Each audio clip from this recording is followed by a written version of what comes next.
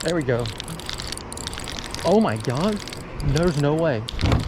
Dude, why did a giant, oh my God. Holy crap. Dude, why did a giant just eat this?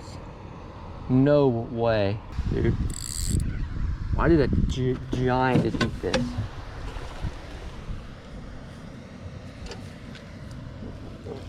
Oh, come here. Dude. How about that? Wow.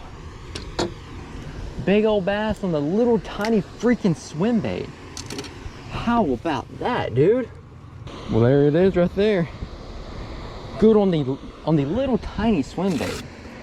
Ain't that something? How about that, folks? Check that out. On the 2-inch glide bait. Dude, ain't that freaking something right there? Well, that right there is fish number 1 on the little 2-inch glide bait.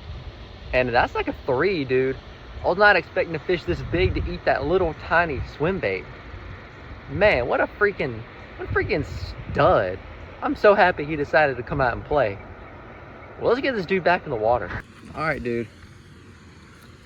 Thanks for playing. About a 3-pounder. Definitely a nice bass. See ya, dude.